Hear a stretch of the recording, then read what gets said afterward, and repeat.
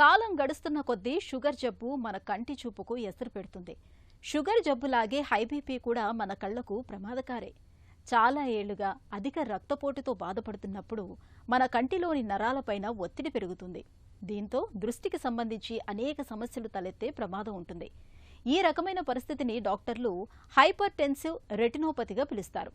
High BP మూలంగా మన కళ్లకు ఎదురయ్యే సమస్యలు ఎలా ఉంటాయో, వాటిని అధిగమించడానికి ఏం చేయాలో డాక్టర్ని అడిగి ఇప్పుడు తెలుసుకుందాం.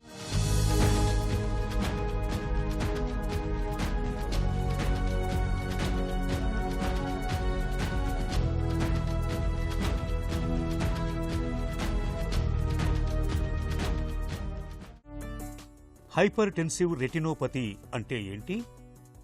ఎక్కువ బ్లడ్ ప్రెషర్ ఉన్న వాళ్ళల్లో రెటీనాలో వచ్చే మార్పులను హైపర్ టెన్సివ్ రెటినోపతి అంటారు. ఈ హైపర్ టెన్షన్ అనేది రక్తనాళాలకు సంబంధించింది. ఈ రక్తనాళాలు ఏమవుతాయంటే ఫస్ట్ స్టేజ్లో ముడుచుకుపోతుంటాయి. ఎందుకు? ఎక్కువ ప్రెషర్ వచ్చిందని రియాక్షనర్గా రక్తనాళాలు స్పాజానికి వెళ్తాయి, ముడుచుకుపోతాయి. రాను ఈ బ్లడ్ ప్రెషర్ను తట్టుకునేదానికి రక్తనాళాలు మందగిస్తాయి. దీనివల్ల ఏమవుతుందంటే రక్తనాళాల యొక్క లోపల ఉండే లూమెన్ తగ్గుతూ వచ్చేసి ఒక దశలో బ్లాక్ అయిపోతుంది. ఈ బ్లాక్ అయినప్పుడు ఆ ఏరియాకున్న రెటీనాకు బ్లడ్ సప్లై వెళ్ళిపోతుంది. ఈ ఎప్పుడైతే బ్లడ్ సప్లై లేదో ఆ రెటీనాలో ఉన్న ఫంక్షన్స్, రాడ్స్ అండ్ కోన్స్ అని చూసే కణాలు దెబ్బతినిపోయి చూపే పోయే అవకాశం ఉంది. ఈ హైపర్ టెన్సివ్ రెటినోపతిలో ముఖ్యంగా చిన్న రక్తనాళాలు ఆర్టియోల్స్ అంటాం. సో ఈ ఆర్టియోల్స్ బ్లాక్ కావడము, బ్లడ్ సప్లై ఆగిపోవడము, కొన్ని దశలో బ్లడ్ లీక్ కావడము జరుగుతుంటుంది. కొన్ని దశలో ఈ రక్తనాళాలు ఉబ్బి అన్యూరిజమ్స్ అనేటివి కూడా వస్తూ ఉంటాయి. దీన్నే హైపర్ టెన్సివ్ రెటినోపతి అంటారు. హై బీపీ అనేది కళ్లకు ఎలా ప్రమాదకరంగా పరిణమిస్తుంది? మొదటి దశ ఏమి అంటే రక్తనాళాలు నేరో కావడం. రెండో దశ ఏమి అంటే రక్తనాళాలు ఒకదానికొకటి కన్స్ట్రిక్షన్ అంటే ఒత్తుకుపోవడము అంటాం. సో ఇలా ఒకదానికోటి ఒత్తుకుపోవడాన్ని ఏవి క్రాసింగ్ చేంజెస్ అంటారు. మూడో దశలో ఏమవుతుందంటే బ్లడ్ లీకేజ్ కావడం, హిమరేజెస్ అంటాం. ఇంకొకటి ఆ డెత్ అయిన ఏరియాను ఎగ్జుడేట్స్ అంటాం. హిమరేజెస్, ఎగ్జుడేట్స్ ఉంటే మూడో దశ అంటాం. నాలుగో దశలో కంటి నరం, ఆప్టిక్ నరము ఉబ్బి ఉంటుంది. దీన్నే పాపిల్లెడిమా అంటాం. సో ఇలాగా హైపర్ టెన్సివ్ రెటినోపతి స్టేజ్ 4, 1, 2, 3, 4 అంటాం. ఇప్పుడు 4 అంటే ఏమనంటే చాలా సివియర్ అని, స్టేజ్ 1 అంటే అర్లీ చేంజెస్ ఉన్నాయని అర్థం. హైపర్ టెన్సివ్ రెటినోపతి లక్షణాలు ఎలా ఉంటాయి? ఈ కాంప్లికేషన్ వచ్చినప్పుడు వాళ్ళు ఏం కంప్లైంట్ చేస్తారంటే ఒక సైడ్ కనపడలేదండి, పై భాగం పోయింది, కింది భాగం పోయింది అని ఫీల్డ్ డిఫెక్ట్ చెప్తారు. కొంతమంది ఏం చెప్తారు, నిన్నటి వరకు బాగుండింది, పొద్దున్నే లేచి చూస్తానే చూపు మందగించింది. వీళ్ళు ఎవరు అంటే ఆర్టీరియల్ అక్లూజను, వీన్ అక్లూజను ఉండేవాళ్ళకు. రెండోది ఏఐఓఎన్ అంటే యాంటీరియర్ ఇసిమిక్ ఆప్టిక్ న్యూరోపతి అంటాం. సో ఇది ఏంది అంటే ఆప్టిక్ నరువుకు బ్లడ్ సప్లై సడన్గా ఆగిపోవడం. సో వీళ్ళు మాత్రం కూడా సడన్ లాస్ ఆఫ్ విజన్. ఇంకా కొరాయిడోపతి ముఖ్యంగా ఎవరికి ఉంటుందంటే హైపర్ టెన్షన్ ఎక్కువ ఉన్న వాళ్ళకు, దాన్ని మెలిగ్నెంట్ హైపర్ టెన్షన్ అంటారు.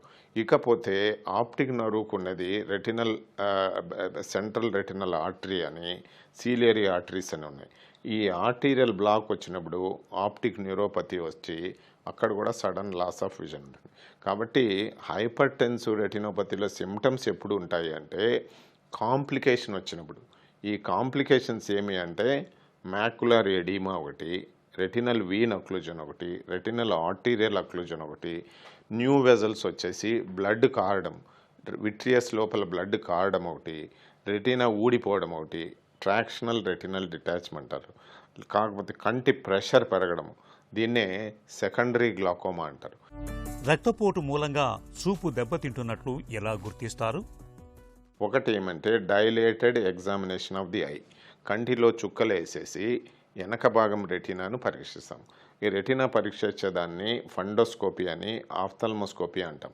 ఈ ఫండోస్కోపీ, ఆఫ్థల్మోస్కోపీ ఎలా అంటే ఒకటి స్ట్రిట్ ల్యాంప్తో కానీ, డైరెక్ట్ ఆఫ్థల్మోస్కోపీ కానీ, ఇండైరెక్ట్ ఆఫ్థల్మోస్కోపీ కానీ, ఫండస్ కెమెరాలతో కానీ మనము ఈ హైపర్ టెన్సివ్ రెటినోపతి ఏ స్టేజ్లో ఉంది, ఎంత సివియర్గా ఉంది అనేది ఈజీగా కనిపెట్టచ్చు. స్పెషల్ టెస్టులు ఎప్పుడు అవసరము అంటే మ్యాకులా అనేది ఉబ్బిందా లేదా, దాన్ని మ్యాకులర్ థిక్నెస్ కనుక్కునేదానికి మనకు ఓసిటీ అనే పరికరం ఉంది. ఈ ఓసిటీతో మనం కనుక్కోవచ్చు. సపోజ్ మీకు ఒక ఏరియా బ్లడ్ సప్లై తగ్గిపోయింది, ఒక ఏరియాలో కొత్త రక్తనాళాలు ఉన్నాయి అని తెలుసుకోవాలంటే మనము యాంజియోగ్రఫీ అనేది ఉంది. ఫ్లోరసిన్ యాంజియోగ్రఫీతో ఆర్ ఫండస్ యాంజియోగ్రఫీలో మనం ఏ భాగంలో బ్లడ్ సప్లై ఆగిపోయింది, ఏ భాగంలో బ్లడ్ సప్లై బ్లడ్ లీక్ అవుతుంది అనే దానికి ఫండస్ ఫ్లోరసిన్ యాంజియోగ్రఫీ అనేది చేస్తాం. లేదు కంటి లోపల ఆల్రెడీ రక్తస్రావం జరిగిపోయింది, కన్నంతా బ్లడ్తో నిండింది, విట్రియల్ హెమరేజ్ అంటే దానికి బీ స్కాన్ అనే పరికరంతో మనము ఎలా ఉంది, వెనక భాగం ఎలా ఉంది అనేది చూస్తుంటాం. వీళ్ళందరికీ ప్రతి వారికి కూడా ఇంట్రాఆక్యులర్ ప్రెషర్ అంటే గ్లాకోమా టెస్ట్, వీళ్ళందరికీ కూడా గ్లాకోమా టెస్ట్ మనం చేయడము జరుగుతూ ఉంటుంది. కాబట్టి వాట్ ఆర్ ది సైన్స్, ఎలా కనుక్కుంటారు హైపర్టెన్సివ్ రెటినోపతి అంటే, ఒకటి హిస్టరీ ఆఫ్ హైపర్ టెన్షను, రెండవది ఫండోస్కోపీ, దీంట్లో ophthalmoscopy, fundus photos, fluorescein angiography, OC test, B scan, ఈ పరికరాల ద్వారా ఈ హైపర్టెన్సివ్ రెటినోపతిని క్షుణ్ణంగా మనం కనుక్కోవచ్చు. హైపర్టెన్సివ్ రెటినోపతికి చికిత్స ఎలా ఉంటుంది? ఒకవేళ ఏదైనా బ్లాక్స్ ఉన్నాయని మనకు ఆఫ్థల్మోస్కోపీలో తెలిస్తే వీళ్ళకు ప్రిఫరబుల్గా బ్లడ్ థిన్నర్స్, యాంటీప్లేట్లెట్స్ అంటాం, ఎగ్జాంపుల్ యాస్పిరిన్, ఇలాంటివి లైఫ్ లాంగ్ చేయండి అంటాం. ఎందుకంటే ఫ్యూచర్లో బ్లాక్స్ రాకుండా. ఈ హైపర్టెన్సివ్ రెటినోపతి వాళ్లకు యాజ్ ఎ రొటీన్ మేము ఈ బ్లడ్ వెజల్ స్టడీ, దీన్నే కెరటిడ్ డాప్లర్ అంటాం, బ్లడ్ వెజల్ స్టడీ చేసినప్పుడు ఈ కెరటిడ్ బ్లాక్స్ మేము చాలా మాత్రం చూస్తూ ఉంటాము. అవి ముందుగానే పసికట్టి ట్రీట్మెంట్ ఇస్తే ఫ్యూచర్లో వీళ్ళకు బ్రెయిన్ స్ట్రోకు, సడన్గా కన్ను చూపు పోవడము జరగకుండా ఉంటుంది. అందుకనే కార్డియాలజిస్టులు, ఫిజిషియన్స్ జనరల్గా వాళ్ళు మాకు పంపుతూ ఉంటారు. ఈ ఫండస్ ఎగ్జామినేషన్, ఆఫ్థాల్మిక్ ఎగ్జామినేషన్ అని రాస్తారు, మేము ఒక హింట్ ఇస్తుంటాం. సిమిలర్లీ ఈ టాక్సీమియా ప్రెగ్నెన్సీలో బీపీ వచ్చిన వాళ్ళకు, ఆ ప్రెగ్నెంట్ లేడీలకు ఈ ఐ కండిషన్ ఎలా ఉంది అని అడుగుతారు. ఎందుకు అంటే వాళ్ళ కొరాయిడోపతి, ఎగ్జుడేటివ్ డిటాచ్మెంట్ వస్తే వాళ్ళని ట్రీట్మెంట్కు చాలా జాగ్రత్తగా చేయడము, అవసరమైతే టెర్మినేషన్ ఆఫ్ ప్రెగ్నెన్సీ కూడా చేస్తూ ఉంటారు. అదుపు తప్పిన రక్తపోటుతో ఎప్పుడైనా ప్రమాదమే. మన చూపును కాపాడుకునేందుకు హై బీపీని అదుపులో ఉంచుకోవటం ఒక్కటే పరిష్కారం. ఇందుకు మందులతో పాటు ఆహార, వ్యాయామాల సాయం తీసుకోవాలి. తరచూ కంటి పరీక్షలు చేయించుకుంటూ ఉండాలి.